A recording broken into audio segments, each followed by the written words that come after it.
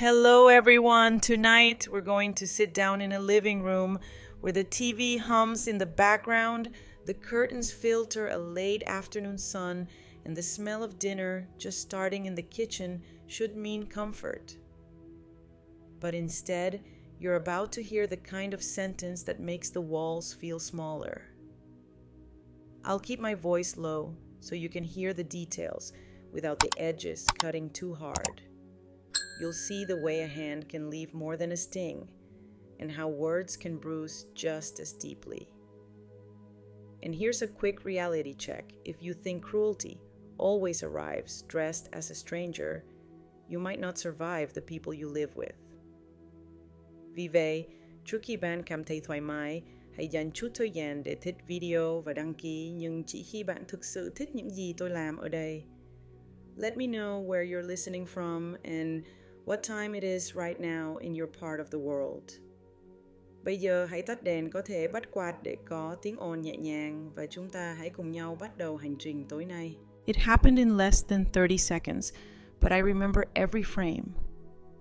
Lydia's voice had been climbing for the past 10 minutes, each word sharper than the one before, until my name came out of her mouth like something bitter. You're dead weight in our lives. Go live in the dump. The slap came before I could even stand up. Not hard enough to knock me over, but hard enough to knock something loose inside me. Old age wisdom when a person puts their hands on you in anger once they've been rehearsing it in their mind long before the moment. I didn't cry. I didn't even raise my voice. Instead, I sat back down slowly like I was folding myself into a decision. Grant, my son, wasn't home. He'd left for an overnight work trip. That absence felt deliberate in hindsight, though I had no proof. Lydia stood there, chest rising and falling, waiting for me to fire back. When I didn't, she scoffed, grabbed her purse, and stormed out the door, slamming hard enough to rattle the picture frames. The quiet that followed wasn't peace. It was the kind of quiet that asks, "So, what are you going to do now?" I sat for a moment listening to the refrigerator hum and the faint tick of the clock in the hallway. Then I stood and walked to my bedroom. Quirky fact, you can tell a lot about a person's life by the way they keep their dresser drawers. Mine were orderly, neat, almost ready for an exit I hadn't planned until now. Joke one, apparently, I've been exit ready since the day I learned to fold towels. I pulled out my overnight bag and began packing with a calm I didn't entirely trust. One pair of jeans, a couple of sweaters, toiletries, my medications, my address book. I tucked my small photo album in between the clothes, the one with my parents' wedding picture and the boys when they were small. I didn't take anything Lydia could accuse me of stealing from the house. Just the things I had bought, been gifted, or carried into my life long before she was in it. Academic debate phrase for my own mind, minimizing liability. As I sipped the bag, I thought about where I could go. Hotels were expensive. Shelters. Not my first choice, though. I knew I could if I had to. My list of friends I could call without hesitation had gotten shorter over the years, partly because of Lydia's subtle gatekeeping. I hid the bag in the back of my closet behind a row of coats. I'd leave early in the morning before Lydia was awake. Dinner came and went without me cooking. I heated a can of soup and ate it standing at the counter, spoon tapping the ceramic in the rhythm of someone marking time. That night, I lay in bed fully clothed, my phone in my hand. I scrolled through contacts, stopping on Ava Bennett's name. We hadn't spoken in over a year, but she'd always had a steady kindness about her. I didn't call, not yet. But knowing her name was there felt like having a small light in a dark hallway. Sleep didn't come easily. I kept replaying the moment, the sting on my cheek, the cold finality in her voice. I knew tomorrow I'd have to make choices that couldn't be undone. Quirky fact, the human brain will revisit a single insult hundreds of times if you let it. It's like a dog bringing back a stick you never wanted. Joke 2, except the stick is on fire and the dog is wearing your slippers. When the first light slid across the blinds, I got up without hesitation. My bag was ready. So was I. I moved through the house like I was trying not to wake up a sleeping argument. The living room still held the dent of Lydia's handprint in the air, funny how a slap echoes without sound. I didn't turn on lights. I know my own floors by memory, the third plank after the hallway runner squeaks. The kitchen tile is coldest by the back door. The laundry room smells like lemon when the door's been closed too long. Old age wisdom: if you ever need to leave quietly, learn the nighttime map of your home while no one is watching. The clock on the stove read 4:22 a.m., that loose hour where even the neighborhood dogs respect boundaries. I took a grocery tote from the pantry and started the kind of packing you do when you're saying, I'm not running, I'm deciding. Birth certificate, social security card, health insurance, passport. I placed each document in a plastic sleeve as if raindrops were suddenly possible indoors. The file labeled Taxes 2024 joined them along with a thin accordion of bank statements I've kept since before Lydia decided paper was clutter. Joke 1, I'm a romantic for receipts. Their love language is line items. I slipped on my old cardigan and stood a moment in the doorway of Grant's old room where a framed team photo still lived on the bookshelf. The boys have moved 3 times since, but the picture never learned their new addresses. Quirky factus doesn't settle evenly, edges of frames gather more because air curls when it meets a corner. I brushed the top with my sleeve, a small apology to no one but myself, and kept moving. In the kitchen, I opened the freezer and retrieved the emergency envelope I'd taped beneath the ice drawer last winter. $260. Not much, but it gave me the feeling of keys in my pocket. Click, you can leave. I left a note for my son on the kitchen table. Not a confession, not a manifesto, just, I'm safe. I'll call you when I'm ready to talk. Mom. I didn't trust the note to survive alone, so I took a photo of it, timestamp and all. Academic debate phrase for my cautious heart, contemporaneous corroboration. Memory is persuasive. Timestamps are obedient. I turned the deadbolt slowly and stepped onto the porch. The pre-dawn air met me like a cool compress. A delivery truck hissed 2 streets over. A lone jogger's reflective straps winked past like fireflies on a mission. My suitcase wheels hummed against the concrete with perfect manners. I paused at the curb, then took a short detour. I hadn't planned the side gate toward the little shed behind the garage. The shed is where all our someday dreams go to nap: paint cans, the too optimistic herb starter kits, the folding chairs that only remember how to pinch fingers. Tucked between an old rake and a bag of potting soil was a narrow lockbox I'd kept for years. Inside, a handful of my grandmother's jewelry, nothing extravagant, but it had a memory's price tag. I took the locket and the simple gold band she wore when she thought she was poor, and then learned she was mostly resilient. I left the rest. Even in leaving, I didn't trust myself to feel like a thief. The Uber driver texted he was 2 minutes away. I stood behind the hedge until headlights swept the corner, then rolled my suitcase to the curb. Airport, he asked. Downtown, I said. Anywhere with coffee that opens early. We didn't talk much. His radio whispered a late-night host giving advice to people who had already made their choices. I watched our block slide by the maple that drops its leaves all at once like a magic trick. Mrs. Caldwell's porch light permanently stuck on Welcome the Corner House with the chalk drawings that survived 3 rains. I didn't look back at my place. I wanted the last image to be my hand on my own doorknob, not the door closing behind me. He dropped me a block from the bus station where neon diners collect the exhausted and the decisive. I didn't go in. Not yet. I sat on a bench and turned my tote into a portable archive. Documents on the bottom cardigan, over them wallet in the inside pocket, phone charger coiled like a tamed snake. I added a new page to the small spiral I tucked in my bag and wrote at the top, departure for 22 a.m. Beneath it, the facts without adjectives. What happened, what I packed, what I took from the shed where I was now. When your life starts to feel like a story someone else is narrating, you pick up the pen and write the boring sentences on purpose. My cheek still held a faint heat where Lydia's palm had landed. I pressed my cold fingers there and listened to the diner door swing open and shut, each chime a reminder that places built for strangers can hold you without questions. The sky was bleaching into morning by degrees. I waited until it found a respectable shade of blue. Then I stood and carried my small life through the diner's glass door.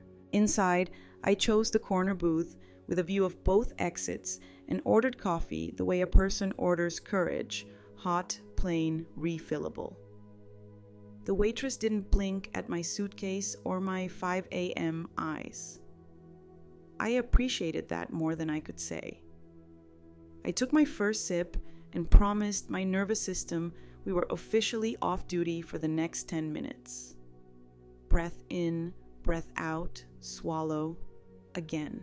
A couple slid into the booth behind me, speaking in the soft logistics of people who have been awake together for years. A man at the counter read the sports page like it was scripture. Two cooks moved behind the pass in a choreography built entirely out of foresight. Watching people do their jobs well calmed me. Old age wisdom competency is a lullaby when you need one. I opened my address book and ran my finger down names like a rosary. I stopped at Ava and didn't move past it. Our friendship had suffered from neglect, not injury holidays missed. Let's do lunch routines that succumb to calendar gravity. She'd know me without makeup. She'd ask once, "Are you okay?" And then she'd wait for the honest answer. I sent a text that said exactly what my voice would have said. Early coffee, I could use a friendly table. Then I put my phone face down and did not stare at it, which for me counts as Olympic-level restraint. Joke 2, if waiting were cardio, I'd have six-pack patience. The waitress slid a plate of eggs and toast into my orbit. On the house, she said, "'Cause you've got that look like you need something to chew that won't talk back." I laughed through my nose, a small sound that did more good than it should. I ate all of it. I'm a person who eats breakfast. That felt like a sentence I could lean a life on. When I finished, I took my coffee to go and walked 2 blocks to the 24-hour copy shop. The clerk, with lavender hair and a barcode tattoo on her forearm, nodded like she'd been expecting me since 1998. I scanned my documents, birth certificate, insurance, passport, the last 3 months of bank statements, and this one felt both petty and essential photos of every room in the house time-stamped that morning. If Lydia decided to redecorate reality, I wanted a baseline. I saved the scans to a fresh USB and emailed them to myself at an address Lydia doesn't know exists. Belt and suspenders, as my father used to say. Academic debate phrase to justify the redundancy risk mitigation. Jokepa, actually joke 3, if paranoia had a rewards program, I'd have points for free gum. By the time I stepped back onto the sidewalk, the city had opened its eyes. Trucks, buses, a toddler insisting the world admire his dinosaur pajamas. My phone buzzed. Ava Diner on Elm, 10 minutes, corner booth, I'm buying. She always was decisive in exactly the way I'm not before my second coffee. I checked my watch, still 7 minutes to kill, and wandered into the little pharmacy next door. I bought a cheap flip phone with a prepaid plan and scribbled the number in my spiral. If someone called the house or Grant texted and Lydia saw it first, I wanted one safe line to share later. Quirky fact, The satisfaction of snapping a flip phone shut is the last affordable luxury in America. When I reached the diner on Elm, I paused. Outside the glass, took a breath, and let myself see my reflection. Hair pulled back, cardigan smooth, suitcase scuffed but intact. I looked like a woman who could ask for help without handing over her power. That felt important. Ava arrived in a brown coat with big buttons, cheeks flushed from walking. She spotted me, lifted a hand, and her face made that shape old friends reserve for the moment, after worry, and before comfort. I didn't wave back yet. I let myself observe the way her shoulders eased when she saw me standing whole. Then I pushed open the doorbells, jangling us into the same morning. "Hi," she said, the kind of greeting that puts a chair under your knees. "You look like you could use pancakes." "I could use you," I said, which was braver than I meant to be, but landed exactly where it should. She took my tote slid into the booth and signaled for coffee. "Start anywhere," she said. "I would in a minute." But for now, I let the warmth, the clink, the ordinary grace of a public place stitch me back together a little. Leaving is a verb. So is arriving. I had done both before sunrise. The rest could come in sentences. Ava didn't rush me.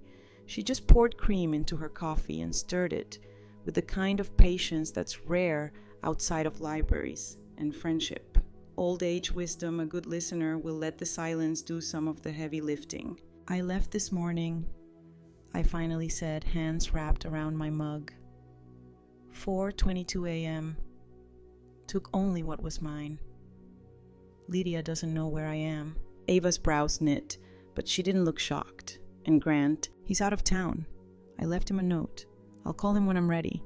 "Which is not now," she said, reading me correctly. "Not even close." I told her about last night, the slap, the words, the way the air felt afterward. I skimmed over the emotion and stuck to the facts. Ava's face stayed steady, but her fingers curled tight around her mug. "I don't want to go back," I said. "Not without a plan. Not with her in that house." "You need a place for more than a night," she replied. "Come to mine. Spare room's got clean sheets and you can have the good pillow." It was tempting, but my instinct said to keep my footprint light for now. "Let me get a room for a week, just until I know what's what. But I'll take you up on dinner." She nodded as if the agreement was already binding. "Then you should think about what you need before she can touch it. Documents, yes, but also money. Access." That's when I remembered something: my late husband's safe deposit box at First Union Bank. Lydia didn't know about it. We'd kept it small and private just for a few personal valuables and the kind of papers that age better in steel than in drawers. Quirky fact: bank vaults smell faintly like metal and paper, a scent I trust more than most perfumes. Joke one, if they bottled it, I'd wear eau de acid protection. I told Ava about the box, and she immediately offered to drive me. "Better we go while she still thinks you're at breakfast." We settled the bill, and she swung her old Buick around, heater puffing warm air into the chill. The bank lobby was mostly empty. A teller in a maroon sweater took my ID and signature, then led me to the back. Inside the vault, I slid the narrow box onto the table and opened it.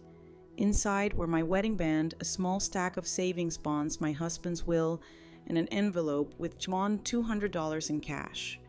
I took the bonds, the cash, and the will, leaving the ring for now. It felt wrong to carry it around in a suitcase. When we got back to her car, Ava tapped the envelope.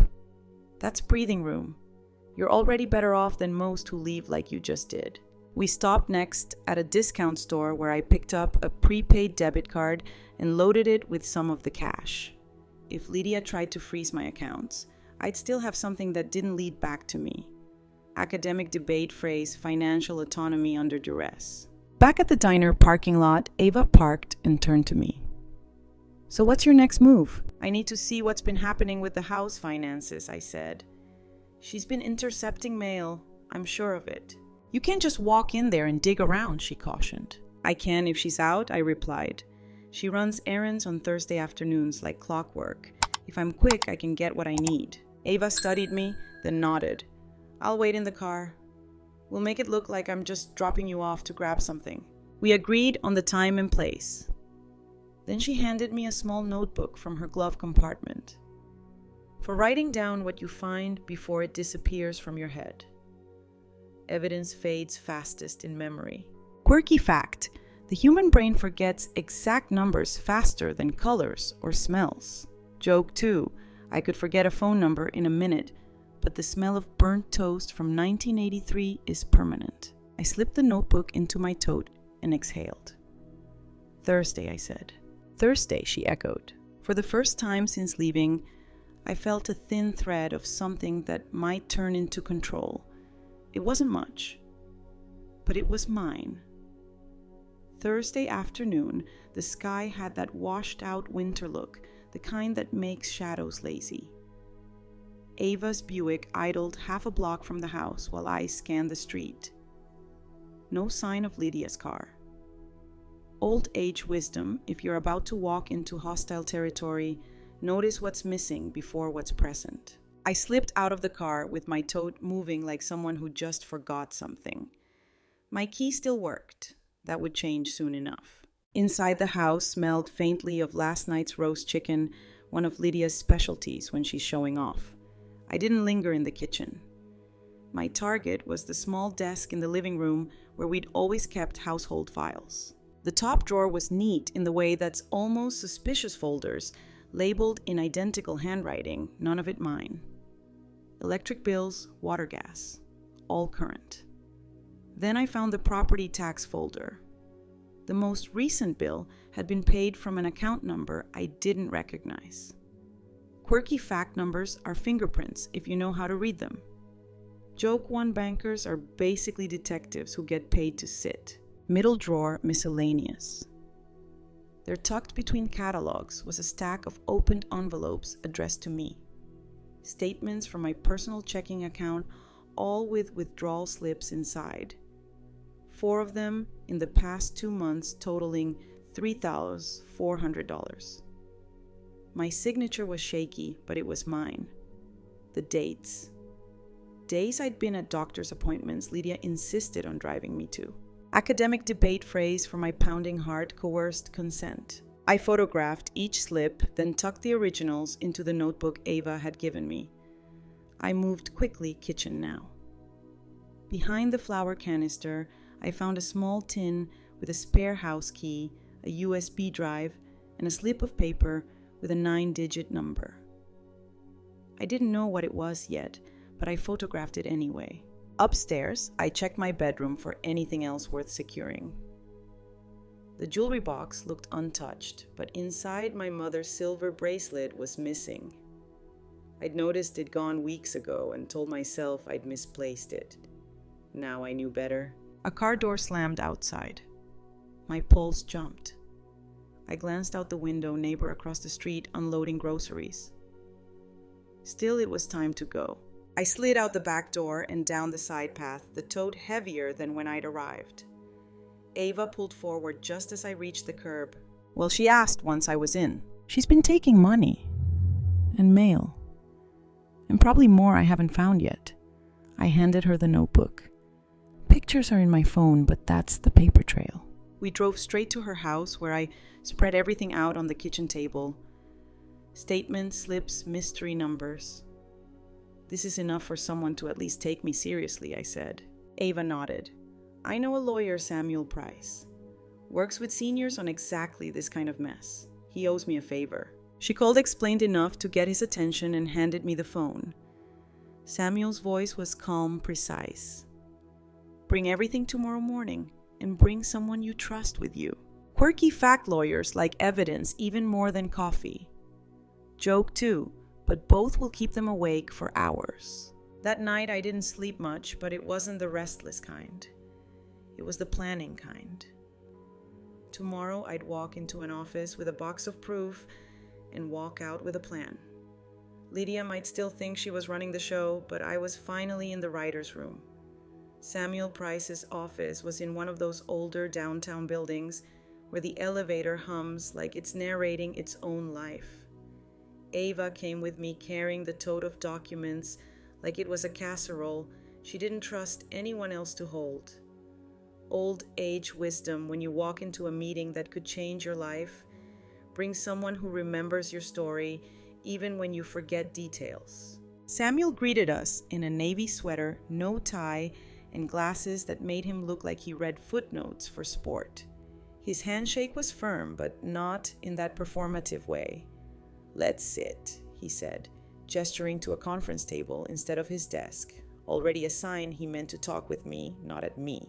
I laid everything out: bank statements, withdrawal slips, photos of the envelopes, the mystery number, even the picture of the missing bracelet for context. He examined each item with the same steady attention a jeweler gives to an uncut stone. "This," he said, tapping the withdrawal slips, "is what we call a pattern.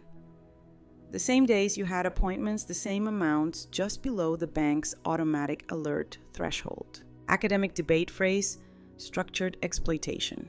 He asked about my accounts, titles, any joint ownership. I explained the house was in my name, bought after my husband passed, and that I'd let Lydia help with bills after she moved in. That help, he said gently, was a transfer of control. We can take that back. We discussed options, a protective order freezing my accounts, notifying the bank's fraud department.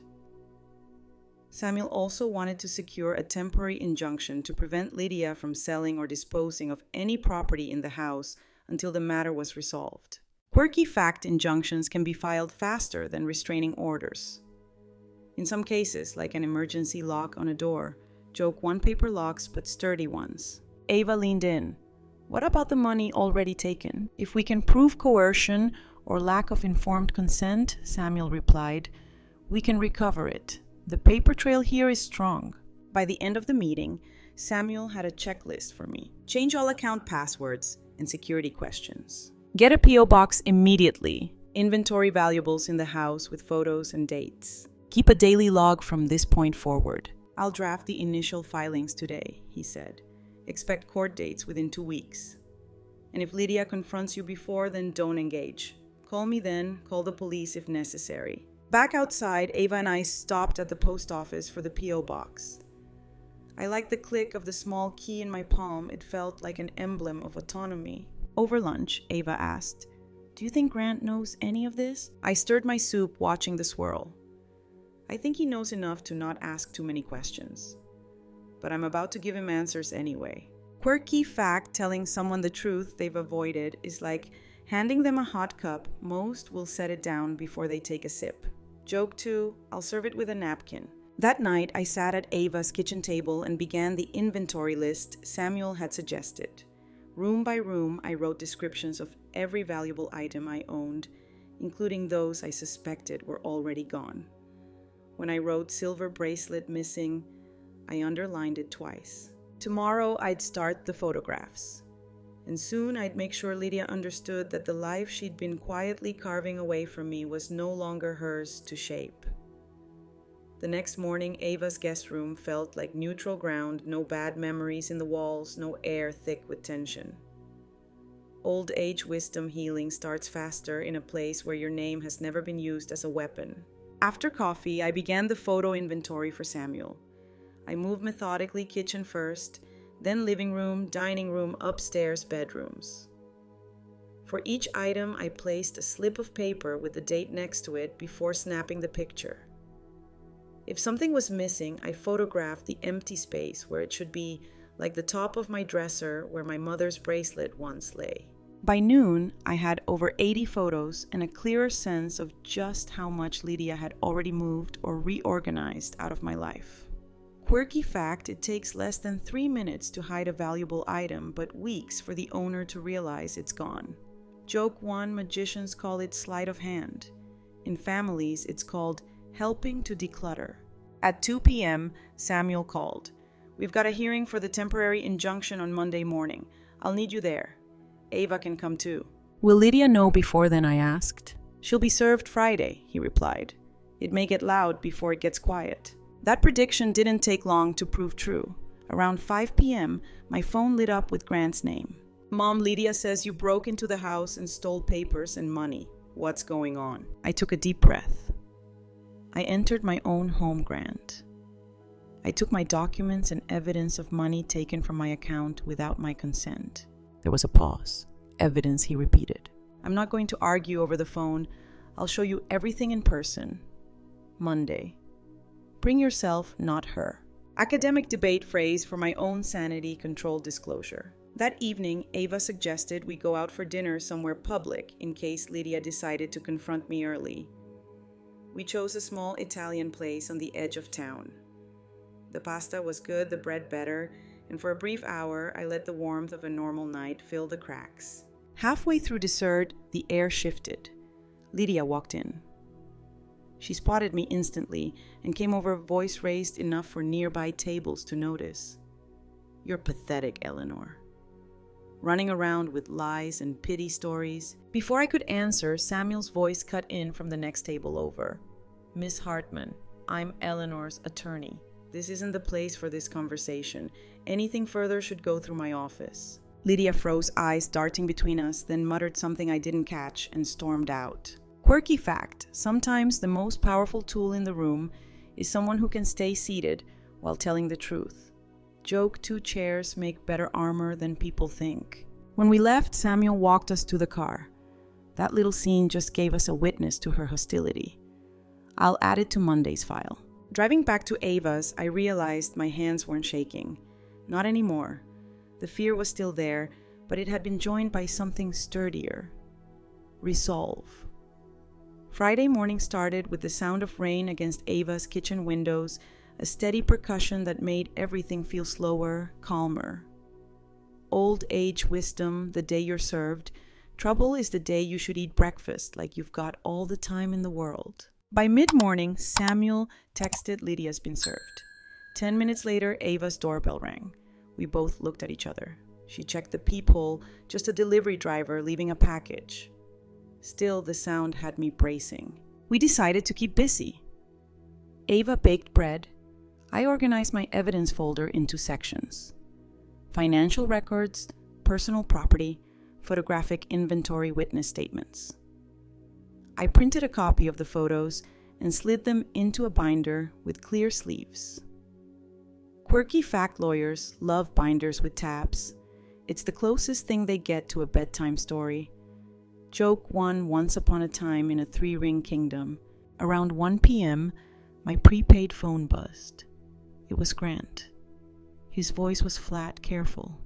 I saw the papers. She's furious. But I told her I'm not taking sides until I hear everything from you. That's all I'm asking, I said. Monday morning. Just you and me. Samuel will be there. He sighed. She says you're trying to ruin her life. I'm trying to protect mine, I replied. That's the difference. By late afternoon, the rain had stopped and Ava suggested a short walk. As we rounded the corner back to her street, a car slowed beside us, Lydia's. She rolled down the window just enough to sneer, "Enjoy playing the victim, Eleanor. You won't win." Ava stepped forward, calm but solid. "Back in your car, Lydia. This is not your stage." Lydia's eyes narrowed, but she drove off. Academic debate phrase floated in my mind, intimidation in plain sight. I made a note of it the moment we got inside. That evening, Samuel called. Her little drive-by is exactly the kind of behavior the judge takes seriously. It shows a lack of restraint even before the hearing. Quirky fact, sometimes your opponent's worst move is thinking you're not keeping score. Joke 2.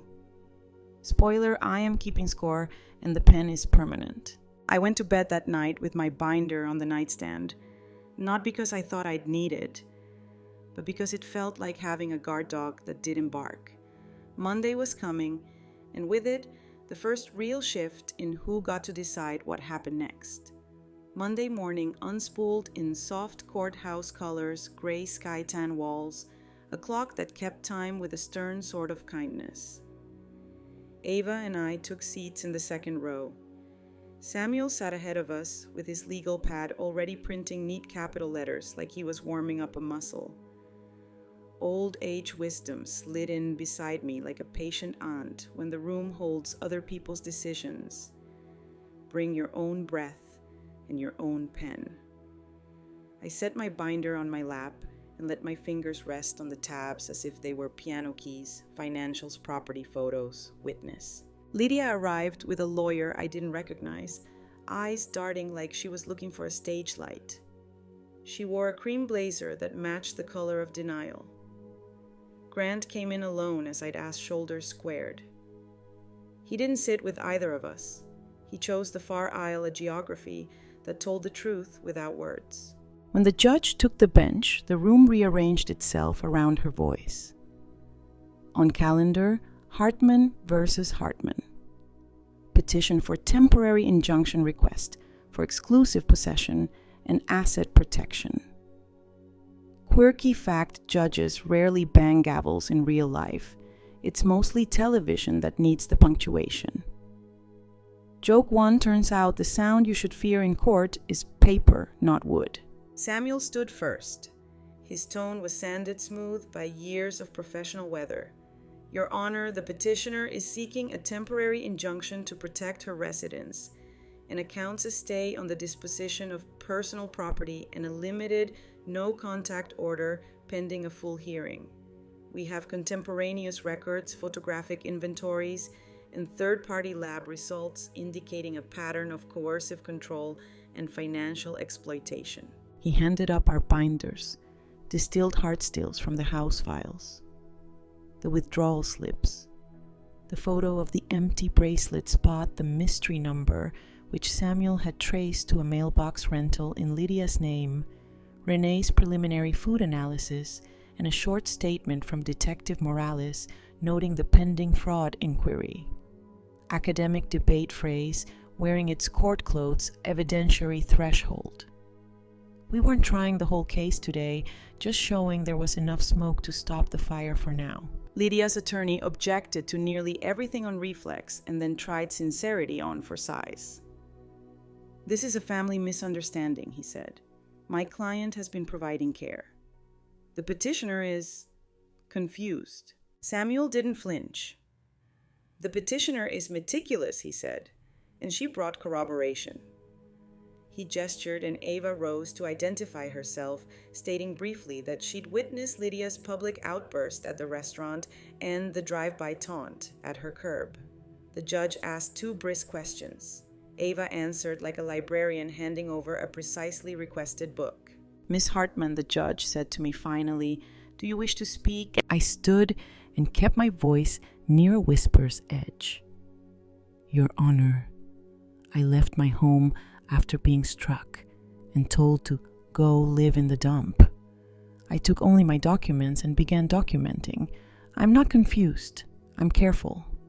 I'm asking for time and safety to sort this out without losing the roof over my head. The judge looked down at the papers a long moment.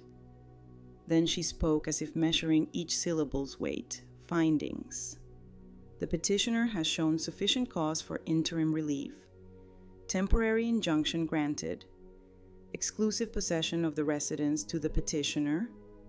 The respondent will vacate within 48 hours, taking only her personal effects. No contact provision in place.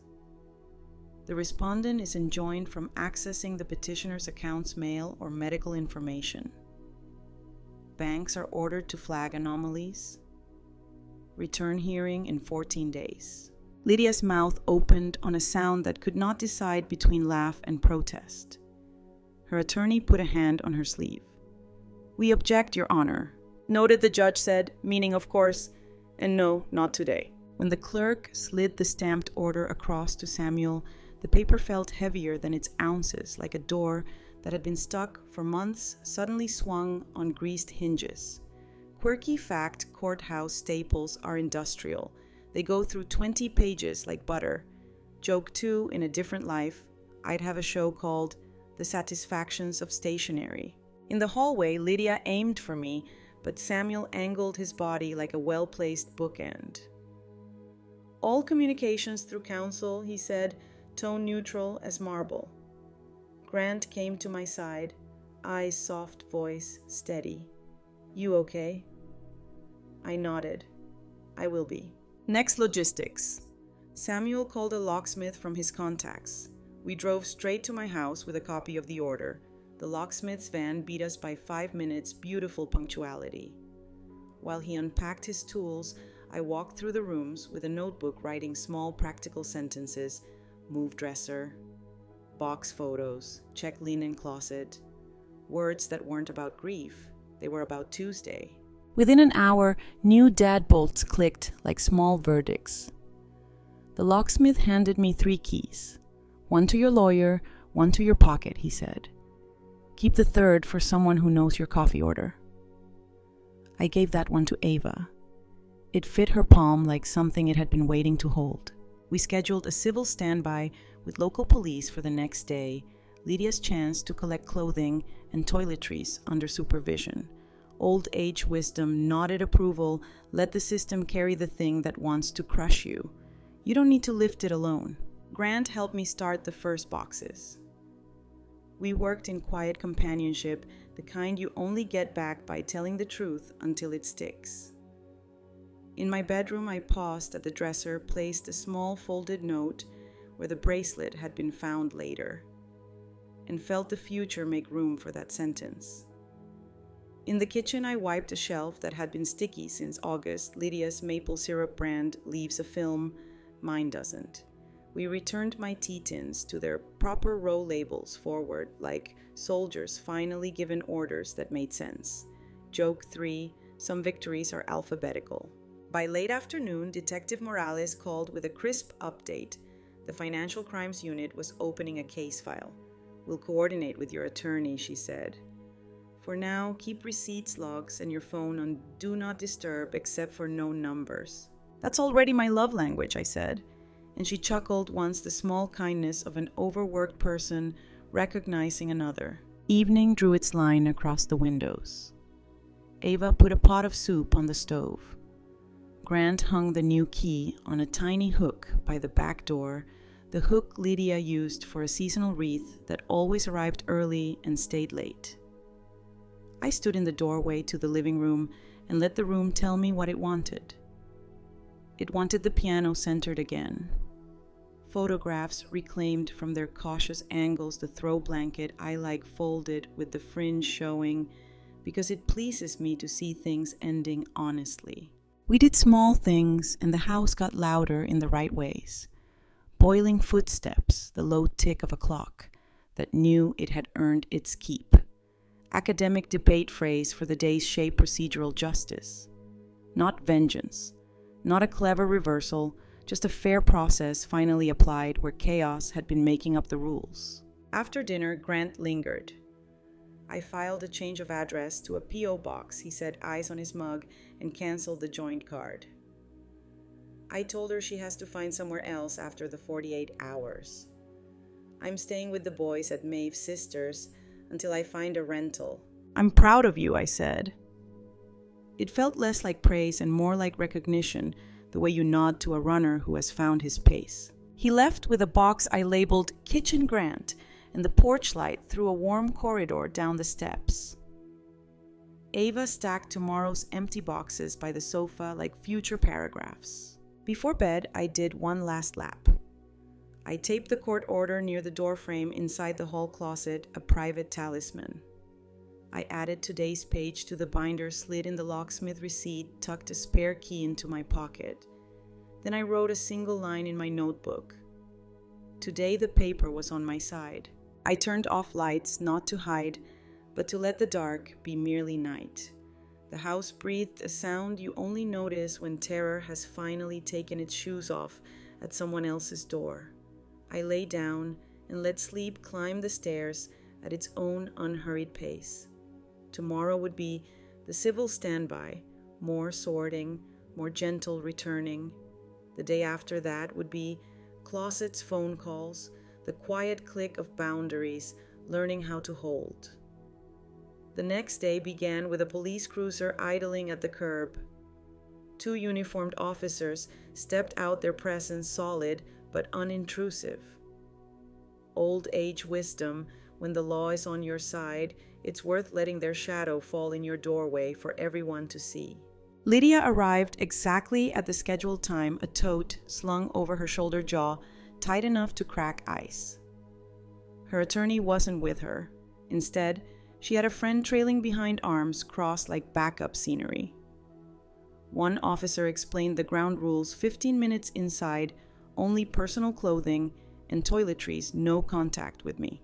I stayed in the kitchen, binder open on the counter, pretending to review notes while listening to the muffled shuffle of her footsteps. Quirky fact: the way someone moves through a house can tell you more than their words.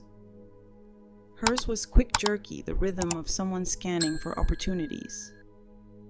Joke one: too bad the only treasure left upstairs was an unmatched sock. At one point, she drifted toward the hall closet. An officer's voice stopped her. "Ma'am, that area is not on the list." I made a small note in my log: attempted access to restricted space denied. When she left, she didn't look at me. The officers nodded once, neutral, then drove away. I closed the door and felt a ripple of quiet spread through the house, like the air had signed a lease. That afternoon, Ava came by with lunch, and we began the slow work of reclaiming each room. We moved the sofa back to its old position, rehung the quilt in the hallway, unpacked the box of teacups that had been tucked into the attic for space. Academic debate phrase for our mission: restorative possession. In the evening, Grant stopped by with the boys. They ran through the rooms like explorers, mapping rediscovered land. Nico paused in the doorway to the living room and grinned. "Feels normal again," he said. Better than normal, I told him. Feels like ours. Quirky fact: sometimes the sound of a child's voice in a freshly defended space is the truest lock you can have. Joke 2 beats any deadbolt I've ever installed. We ate dinner at the kitchen table, everyone talking at once, the clink of silverware competing with laughter. For the first time in a long while, I didn't flinch at the sound of the front door opening. It was just Ava arriving with dessert. After they left, I sat alone for a while, looking at the new locks, the moved furniture, the absence of tension. I added a new section to my binder labeled Post-Injunction Life and wrote the first entry: house reclaimed. Presence restored. Tomorrow, I'd start thinking about what came next beyond this house, beyond the court dates. But tonight, I let the quiet stand guard while I simply lived in my own home. 2 weeks later, the follow-up hearing confirmed the injunction, and Lydia's rights to the house and my accounts were officially severed. Walking out of that courthouse, the winter air felt less like a chill and more like a reset. Old age wisdom: sometimes freedom is just the absence of someone else's access. With the legal battle settled for now, I turned to something that had been tapping on my shoulder since the first night at Ava's. How many others were living the same quiet thefts and insults without a binder to fight back? The idea became a plan, and the plan became the senior advocacy workshop at the community center. The first meeting drew 9 people, some with stories heavier than mine, others there just in case. I started with my own story, not as gossip, but as a blueprint document: Secure Act. Academic debate phrase for the group: preventive empowerment. We covered practicals: setting up P.O. boxes, understanding joint accounts, how to change locks without making enemies or while making them if necessary. Ava volunteered to run a monthly paperwork checkup day. Grant even came to one session to talk about what adult children can do when they see red flags in their parents' lives. Quirky fact: folding chairs make people equal faster than any speech you all shift, the same way when the legs squeak. Joke: 1 instant democracy with lumbar support. Months passed. The house became not just safe, but truly mine again. The piano in the living room was tuned for the first time in years. The hallway quilt got a new frame. The kitchen smelled of bread more often than anything store-bought.